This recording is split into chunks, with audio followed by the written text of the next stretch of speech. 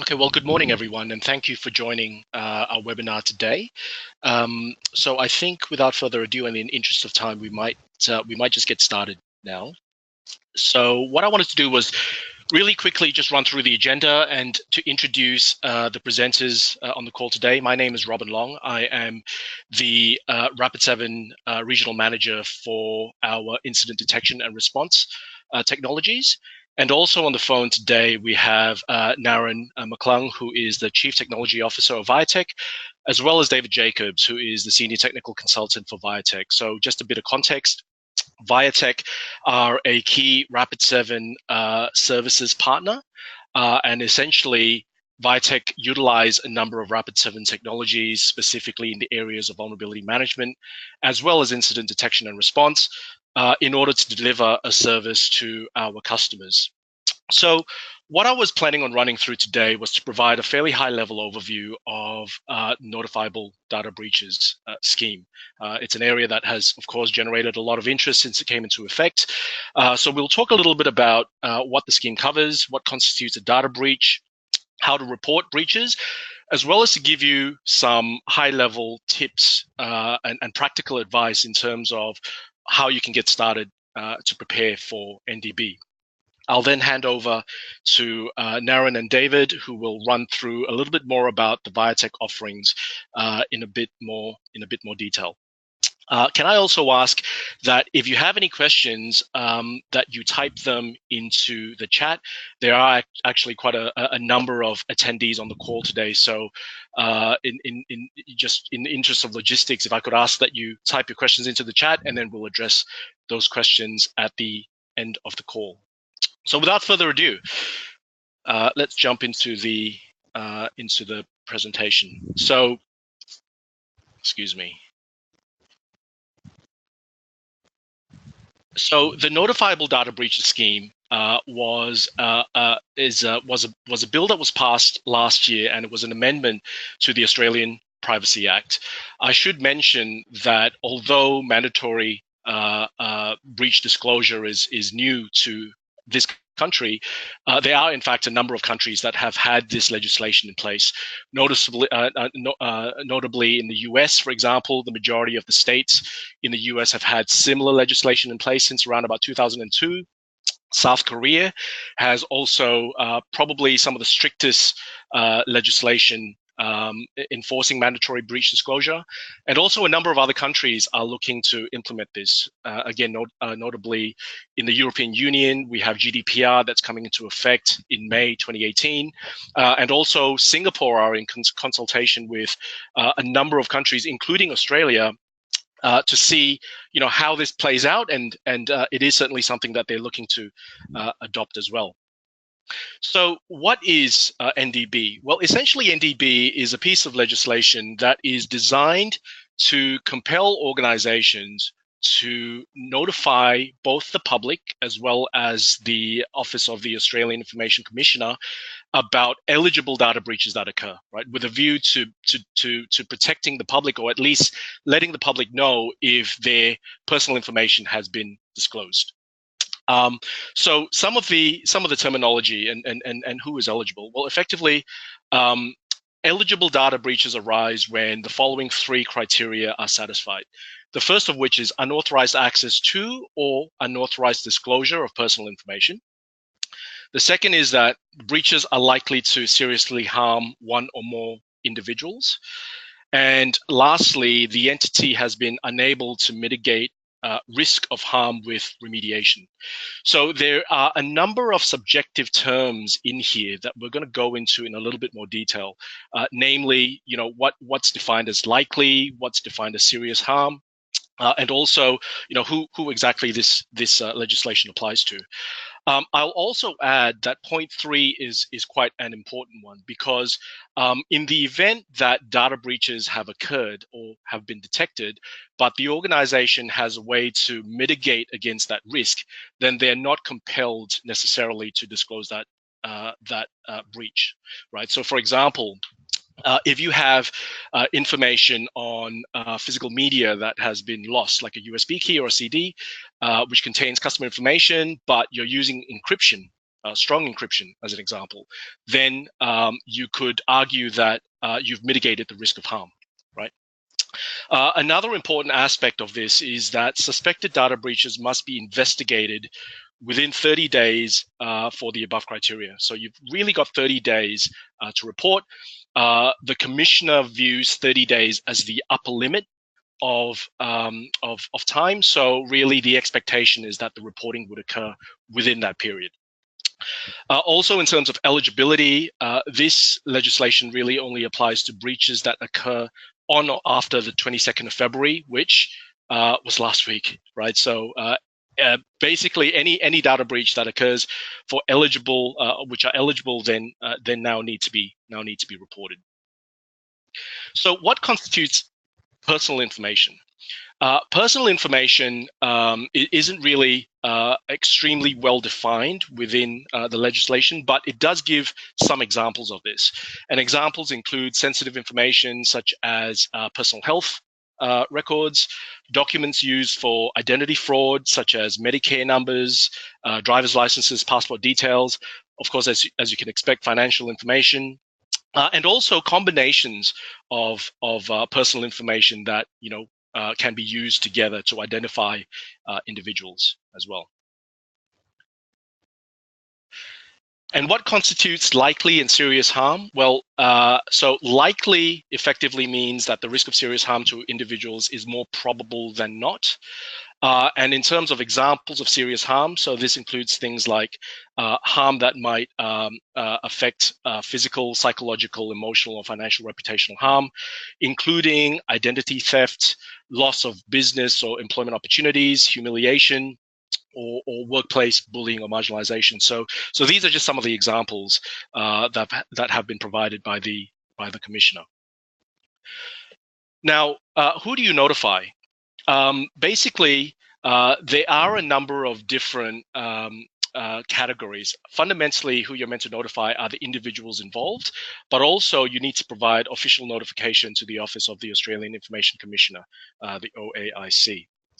So if you can identify who the individuals are who are affected, then clearly the requirement is that you notify them, right? Either individuals or groups of individuals whose personal information is involved in the data breach. But alternatively, if you are unable to identify all of the individuals involved, then you need to publicize the notification and make it sufficiently prominent, right, to bring it to the attention of all individuals. So an example of this is if you identify a data breach that has occurred and the information stolen was for your customer databases, your customer information over the last few years, and you have lost their contact details, or it's not practical for you to notify every individual, then you would need to publicize this, for example, onto your website in a fairly prominent location. Typically, the OAIC will provide you with guidance in terms of how long you need to leave that notification up for. But in the absence of clear guidance, then the expectation is that it must be left up on that website for at least 6 months. And in terms of what is included in the notification, this is effectively the form that you can find on the OAIC website. The notification form actually goes to, in a fair amount of detail, what is required, right? So this includes information about the data breach, recommended steps for the individual, any other organizations affected, clearly the contact details of the organization, the date of the breach, as well as the date of breach discovery, the number of individuals affected, the remediation actions taken, and how do you intend on preventing reoccurrence. So there is quite a fair amount of information required on that form. But I thought I'd also talk about the fact that breaches themselves, I mean, we talk a lot about IT security breaches, but there are in fact a lot of different types of breaches that fall into this legislation as well, right? So these types of breaches might be malicious or non-malicious. They could be perpetrated by insiders or external parties, and also importantly, they could be either IT or non-IT related. So these are some of the examples that you might want to think about, right? It could be things like laptops or mobile phones with confidential information either lost or stolen. It could be paper records that were incorrectly disposed and, might be picked up by someone else. Could be the physical theft of security of sensitive records. Could be unauthorized access to information by employees. So it's not necessarily all IT related, but essentially any information that is personal in nature. But clearly, what we're finding is that most organizations are struggling with what we would term malicious IT-related breaches, right? And these tend to be what makes it into the media the most, and these tend to be top of mind for most organizations. So there are, in fact, a number of case studies on the OAIC website. And the one that stands out to me is this particular one, which talks to the example of an organization with annual turnover of over $3 million, with about 3,000 customers who have joined the website. And an attacker who is exploiting an unpatched vulnerability on your website or on the organization's website compromises the CRM system and gains access to the customer database. And all of the information includes customer purchase histories and contact details. So in the event that security team notices this, they are able to block further access. But then a day later, as it turns out, 2 customers have come back to the organization and said that they have received emails requesting credit card details, which are obviously fraudulent. So I think it's fairly clear that in this particular example, this qualifies as an eligible data breach, right? But the thing that stands out to me is really this line. Your IT security team notices this and is able to block further access. The reality is that most organizations are challenged in being able to detect data breaches as and when they occur.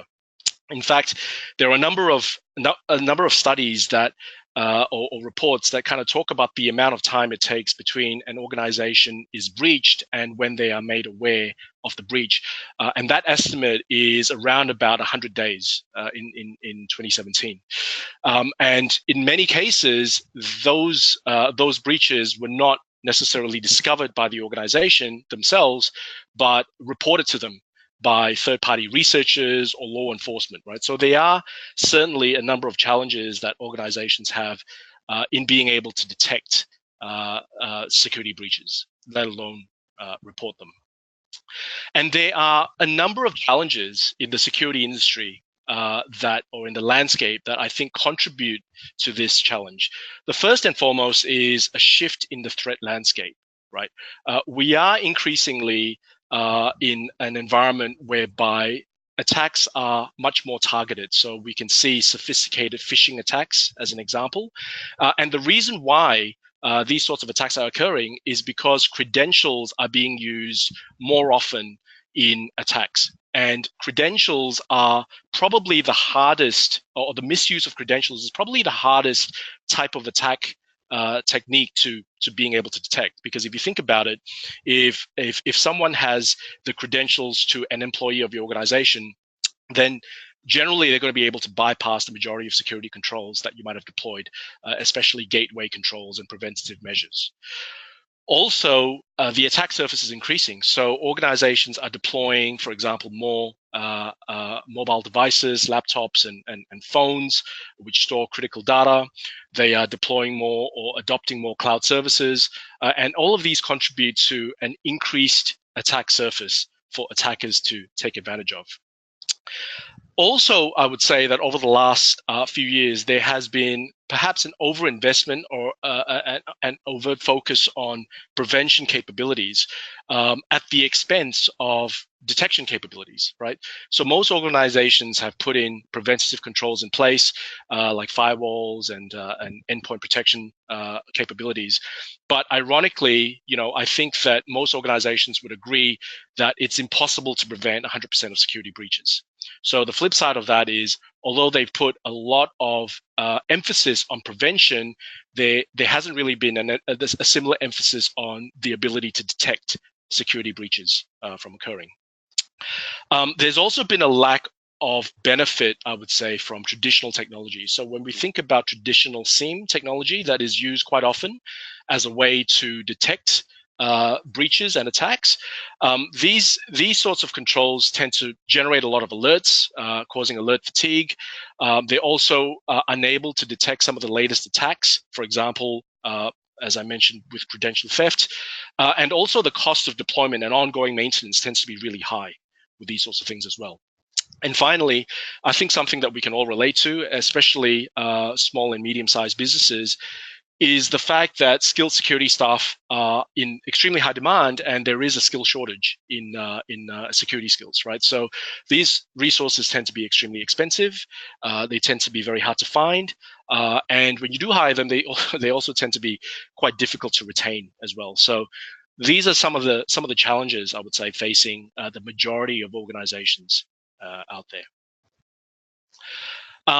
So if we drill down a little bit more, I thought I would take the opportunity to really highlight how security breaches are occurring, or malicious security breaches are occurring. And we've mapped that out into what we call the attack chain. So the attack chain is a model that we've derived from attacker behavior. And these are the sorts of steps that attackers would normally take in order to steal information, right? So the first step is really infiltration and persistence. That is trying to get access into an organization's network.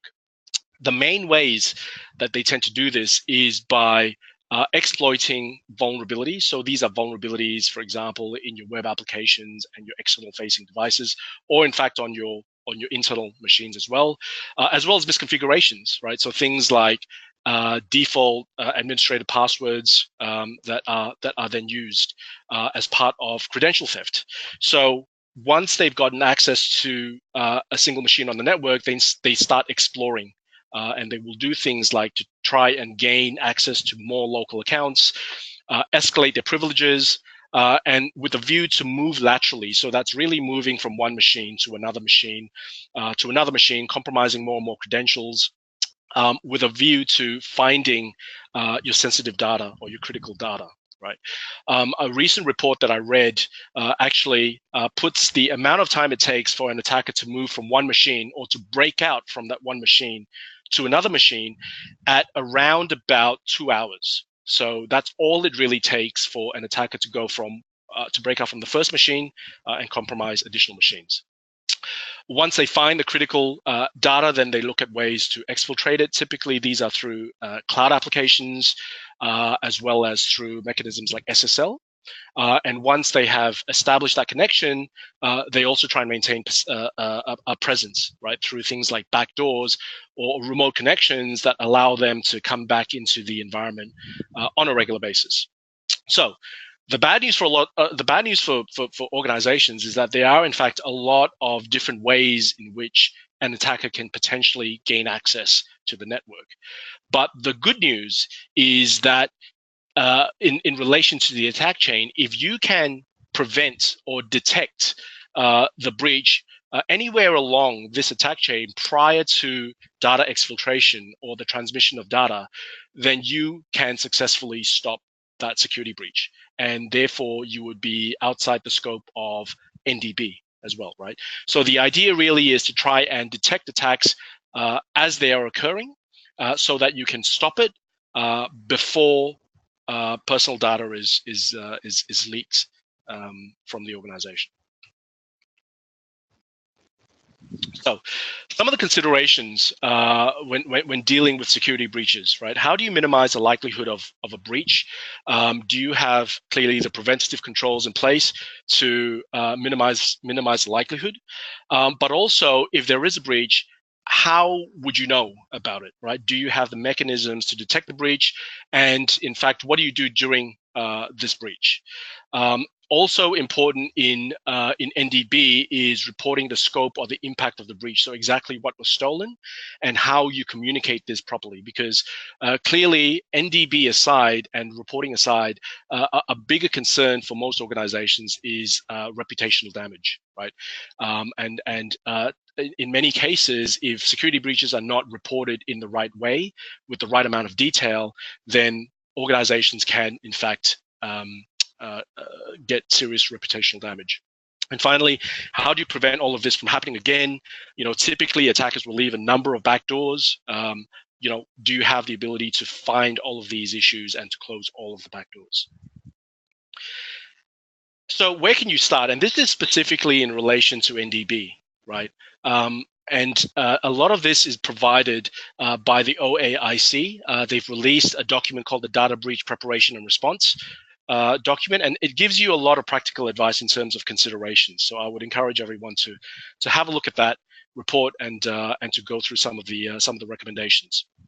And I think first and foremost, it's important for everyone, all organizations, to be performing a security or a risk assessment, right? So this is really an audit that you can do yourself, and it's not just IT related, but what you want to try and identify is exactly what your critical information is and where it's located.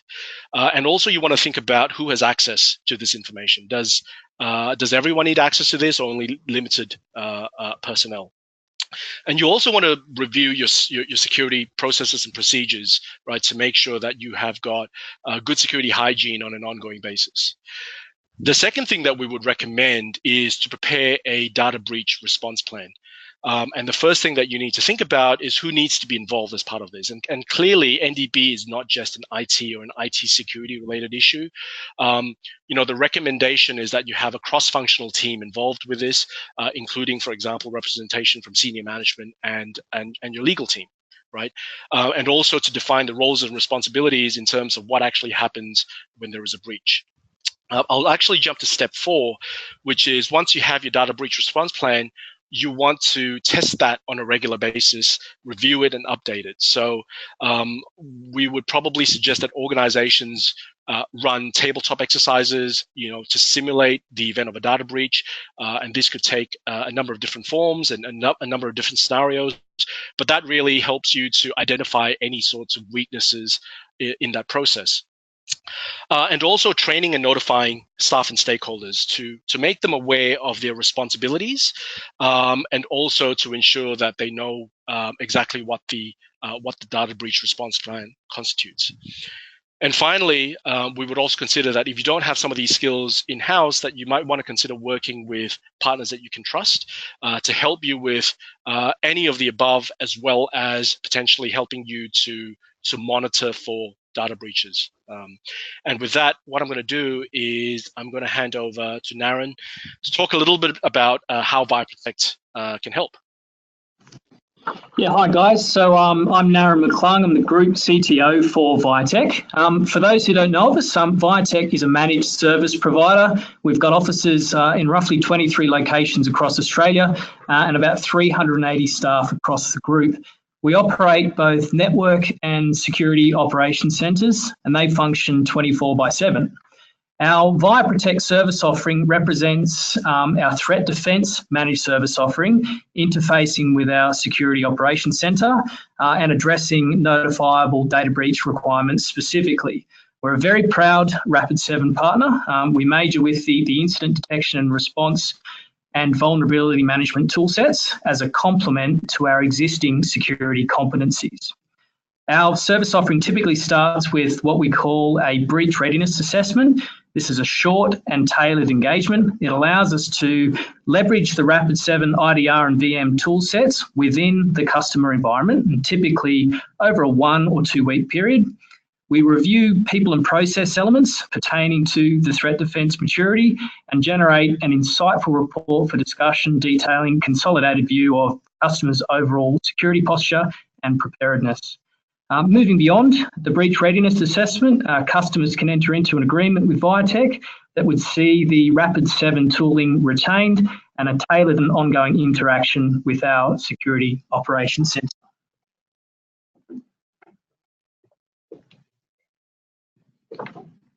Okay, with that, guys, I think I'm going to hand over to David Jacobs.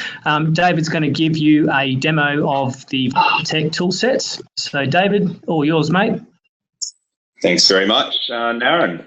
So just getting the screen ready now, and hopefully that should be coming up any moment.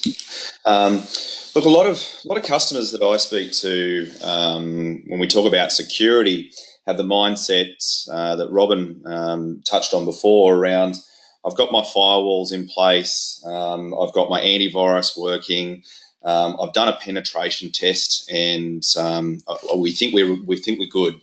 And what I liken that to is it's a bit like security on a house. So what you've done is you've gone along and put extra door locks on there. You put maybe some bars or crimp safe on the windows, but there's still nothing monitoring. And unfortunately, in the changing landscape of IT, the challenges that we have there is that things change. So we know that drivers change, firmware changes, and vulnerabilities are found on a daily basis. So a really good example is Synapsys, who's a trackpad manufacturer. They supply trackpads to Dell, Lenovo, HP, basically most laptop manufacturers. They're found to be a vulnerability in that driver. So basically, things change all the time, and trying to keep on top of that and the volume of changes in the marketplace is quite an enormous task. So the first product that I wanted to take you through was our vulnerability management tool. And the thing I like about this is the simplicity of the product. So as you can see here, from a dashboard perspective, in our demonstration environment, we've got 4 assets, and we've got a server and a workstation group. And we can see here that over time, the risk score is increasing. So what that means is that in our demonstration environment, we want there to be risks to show, but if this was a live production environment, we would say that to be reporting back to our management team that we're not really keeping on top of the vulnerabilities, and our environment's getting worse. So we can get a really clear snapshot of what the environment looks like. What I might do is just quickly jump into the assets themselves. And we can see here that it quickly classifies the assets that we've got by operating system type in our dashboard. And this is an important one here, the exploitable asset skill level, so expert and non-expert. And I'll get to that in a moment. So what this continually does is it scans all of our assets. In this particular case, the 3 servers that we've got in our demonstration environment against database of vulnerabilities. And these could be vulnerabilities of drivers, software patches, applications, and it lists those and gives each of the vulnerabilities a score and a risk. So we can see for this particular server that again, the risk score is going up, and that's because the number of vulnerabilities is increasing. So we can quickly see that our server needs some attention here, and you'll notice that it's quite easy to see the type of vulnerability. It's got a CVSS score and a risk. So this benchmark here is a global benchmark that basically categorizes the risk, and it's fairly self-explanatory. The higher the number, the greater the vulnerability. But if you remember back on the previous screen, we looked at the classification of expert versus non-classified. What it might mean is that we have a very high CVSS score, but because it requires an expert, the actual risk will be less. And this tries to help us prioritize the risks that we've got in the environment. So you can see here, if I sort by high CVSS, we've got a couple of 9.8s and 8.8. The 8.8 here actually has a lower risk score than, say, if we go here, which has the highest risk score of 7.5. So what this does is it allows organisations to, when we first run this product, we expect the scores to be really high, and it enables us to start prioritising and diagnosing some of the challenges within the environment.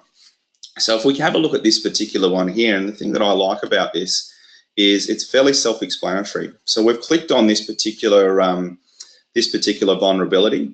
It gives us a score, lets us know about the vulnerability and how to fix it, which I think is a really, really powerful tool for if you've got, security experts monitoring it. It allows you to monitor and act on those vulnerabilities really, really quickly.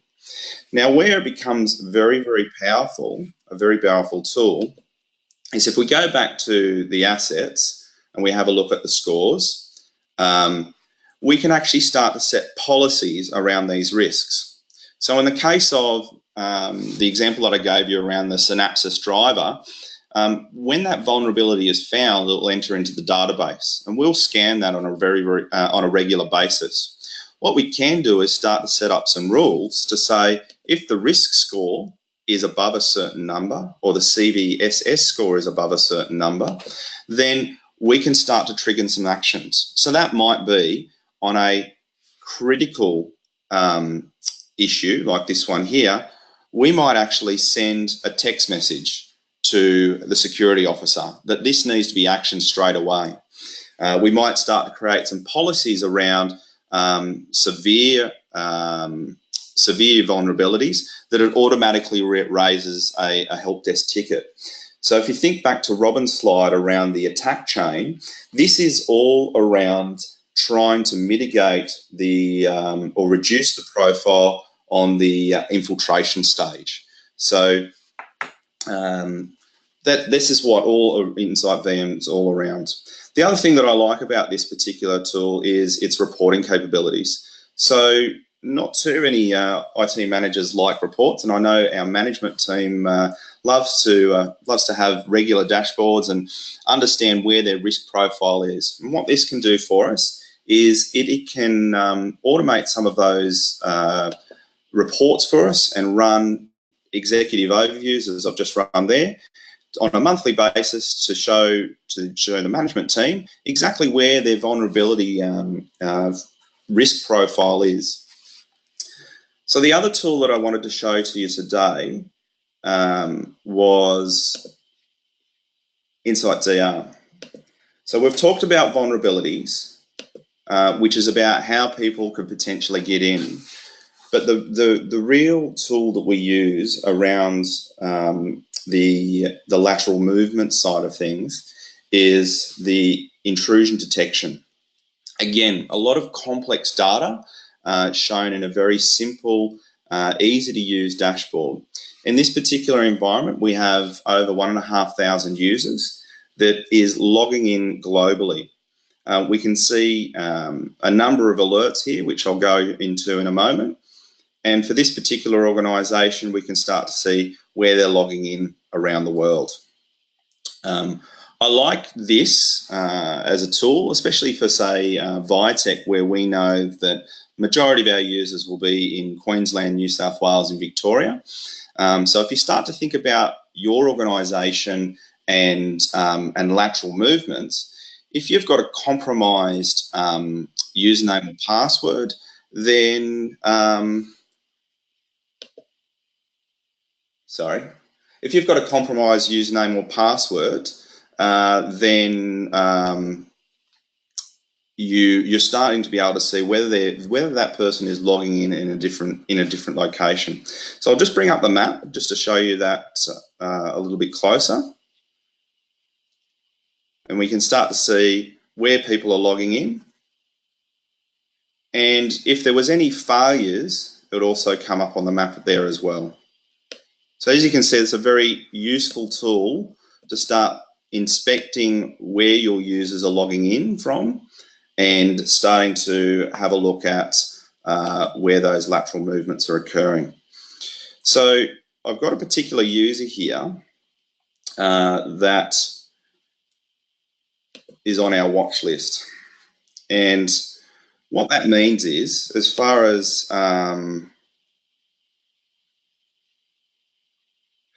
lateral movements is concerned, if you think about where you log in on a daily basis, I log in New South Wales.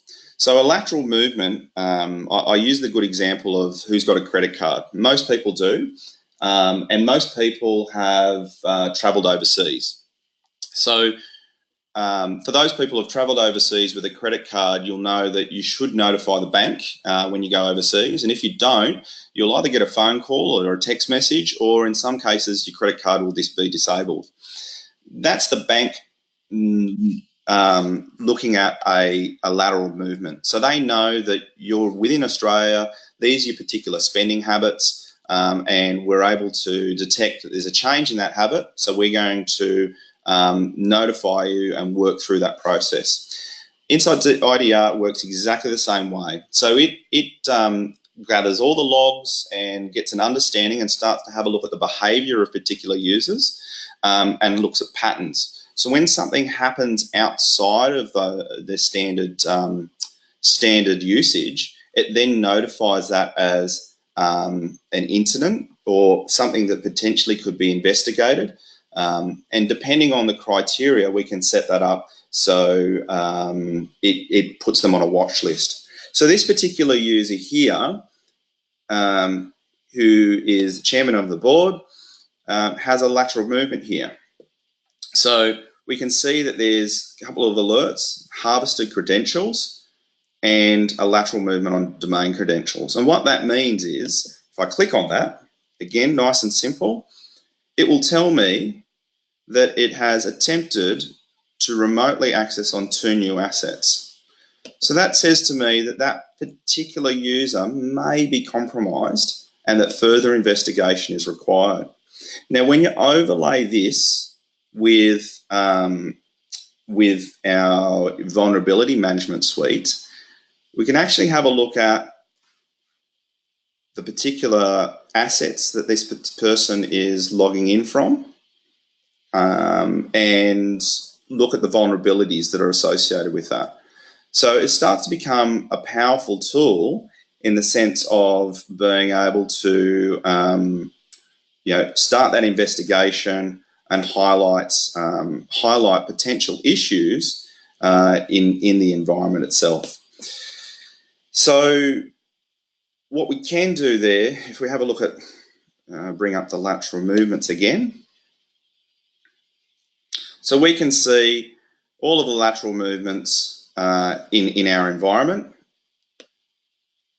And we can see here that a service account potentially is being used incorrectly. We've also got this honey user authentication. Now, what that is all about is in the system, we can set up areas that might attract the hackers or the people that are trying to infiltrate the system. These are typically accounts that won't be used on the environment, but might seem fairly obvious for someone that they want to take control over. So we set these up as traps, and then we can set notifications around that. So again, this is all about pardon me, all about the intrusion detection side of things, and then overlaying that with the assets. So as you can see, 2 very, very easy tools to use. And right now, I might hand back over to Naren. Thanks very much, David. Okay, so I think we might just pause here for a second. I think there's been a number of questions that have come through, so thank you very much for that. Kelvin, if it's all right with you, I might just hand over to you to field those questions.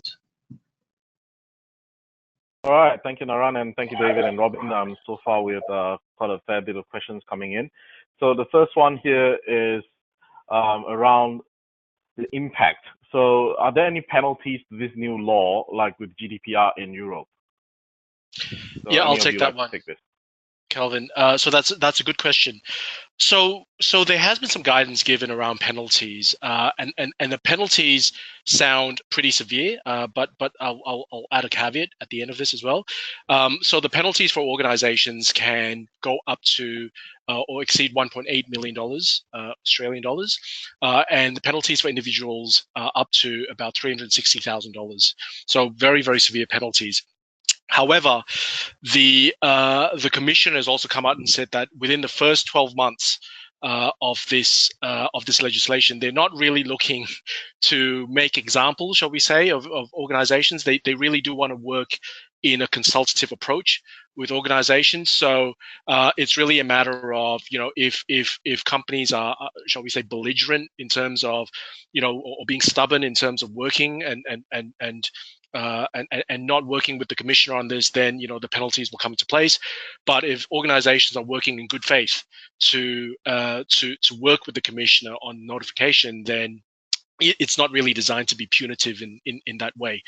But again, I would stress the point that I think a bigger issue for a lot of organizations is more the reputational damage, which is harder to quantify, but can be, of course, quite significant. So hopefully that answers the question. All right. The next question we have is, what key areas of cybersecurity should I pay attention to so that I can reduce the risk of having a breach? Yeah, okay, I can take that one as well.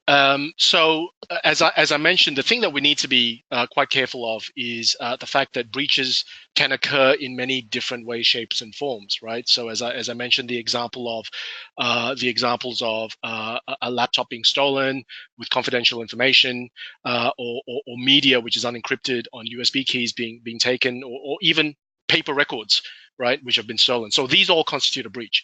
But in the way of, I guess, IT security, or in the concepts of IT security, I would probably suggest there's a couple of things. First of all, it's clearly important to perform the audit to find out exactly where your information is. But on top of that, it's a matter of looking at the key ways that attackers are getting into the network. And as I mentioned, one of those ways is through vulnerabilities. So typically vulnerabilities, especially on your external facing infrastructure, so your web servers, for example. So making sure that those are patched on a regular basis. Second thing is misconfigurations, which also goes hand in hand with vulnerabilities, right? So if you have misconfigured servers or left default usernames and passwords, then that's going to be a very easy opening to get in.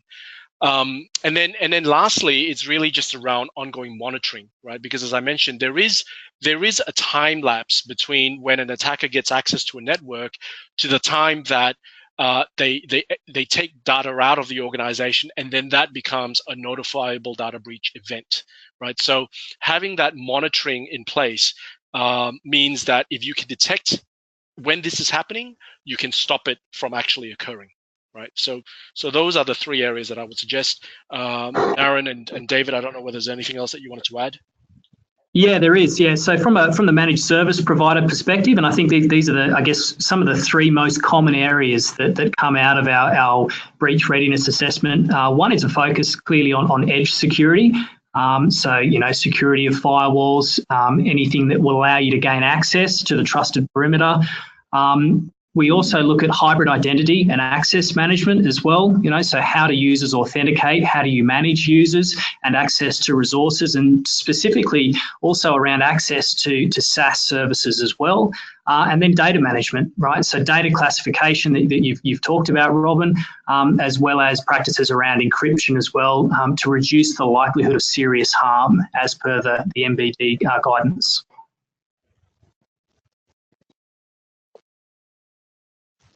All right. Anybody else want to add on? I think we're good. All right. So the next question. Yep. So the next question we got here is regarding interesting point about ransomware. So the question here is, does that constitute a breach? That's a good question, and it's probably a bit of a difficult one to answer. So my view of it would be this: I think ransomware, in and of itself, doesn't constitute a breach necessarily, because the breach, based on the guidelines of the OAIC, is really around reasonable. I guess a reasonable determination that personal information has been stolen, right? So it's an interesting one. I would say that the ransomware in and of itself may not be a breach. However, if you've got grounds to believe that personal information has been stolen as part of the broader attack, then that would be, I would say that would constitute a breach. Naren, Dave, any thoughts? No, look, agreed completely. Dave? Yeah, agreed as well. Yeah, I just want to add that, however, nonetheless, in every sense of the word, a ransomware is still considered a breach for a cybersecurity point of view, not in relation to the law, but it's still something you need to take care of. Absolutely, absolutely. Next question we got here is, how can I tell if the data involved in a breach is anything to do with this NDB? So it really comes back down to the investigation aspects of it, right? So again, organizations who suspect that they have had a data breach have up to 30 days to perform their assessment of that breach, and that assessment needs to include the type of information that they suspect might have been stolen. So on the OAIC notification form, it actually gives you the option to select things like tax file numbers, healthcare information, financial information, or other types of information, right? So in the absence of any additional information, I would suggest that you need to look into, you need to provide an assessment of what's going on or what's happened as part of that breach. If I can add to that, a lot of customers that I talk to, they think about financial information only. So they think about credit card information, PCI compliance, etc. But if you look at the legislation, it talks about identity theft. And a really good example of that is you can change a lot of information about yourself. You can even change your name, but you can't change things like your birth date. So if you think about what's stored in a system, potentially Active Directory might have your usernames, email addresses, first name, last name, and somewhere it might be stored a birth date. Then when you gather all of those pieces of information together, you can start to build some information around unique identifiers. So when you're doing your assessment, think broader than just financial information around identity theft. It's more around how can I identify the individual. Is there financial information? Is there identity information that can identify a user? So things like birthdays, those sorts of things would even classify, would fall into that category, I would suggest.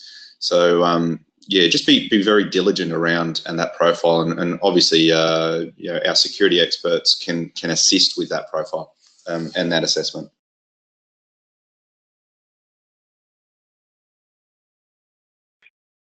All right, I guess we'll jump on to the next question. That is, how you mentioned in the slide that we need to look at what to do in a breach. How can I get my team to be ready for one?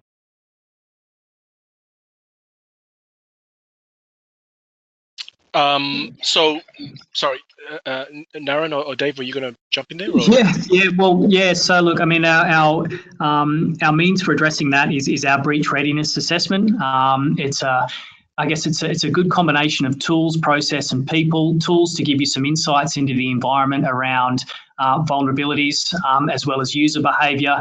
It's I guess the analysis of process as well, and do you have the right processes in place to be able to respond to a breach, and people maturity as well, and awareness. And I think we do spend quite a bit of time on training and awareness as well. So you really, I mean, at least from our perspective, we think it's important to look at all of those key areas, and we, at the conclusion of typically a 2-week period, depending on the size of the environment, we conclude with a report that really summarise the overall preparedness for a data breach, factoring all of those elements. I'd also like to add that there is a very good report on the OAIC website. It's called the Data Breach Preparation and Response Report. It's not light reading. It's about 64 pages, but it does go through and does provide some good advice in terms of some considerations, right, for organizations in breach preparedness. Yeah. So just adding to that, yeah, in Robin's slides, we talked about IT and non-IT breaches. From an IT perspective, the tool set that I demonstrated today inside IDR really talks to indicators around a breach. So what Insight IDR does is it looks at that behavioural analysis. So in the demonstration, we had flagged 9 lateral movements, and for an organisation, that would be 9 potential areas of interest that need to be investigated that might indicate a breach. So from that tool set, we can offer the tools to be able to start helping identify indicators. But then, as Robin said, it's about that maturity, the process that sits behind that, the investigation to really identify if a breach has occurred. Great. Thanks very much, David. Guys, with that, I think we might wrap. There's no more questions, I'm being told. So thank you very much for joining us today. You will receive all the content that we've talked through. And stay tuned. We're going to run another event, a Sydney-based event on March 22nd that will elaborate on a number of the areas that we covered today and much more. So guys, thank you very much. Thank you very much, Rapid7. If you would like to learn more or reach out to us, there is an email address there that you can use. Feel free to ask us any questions you want. Don't be shy. And guys, again, thank you very much. And hopefully we'll see you on the 22nd of March.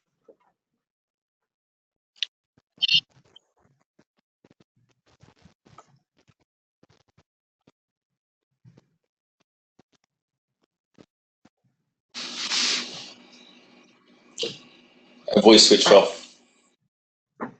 Was it in now? No, there we go.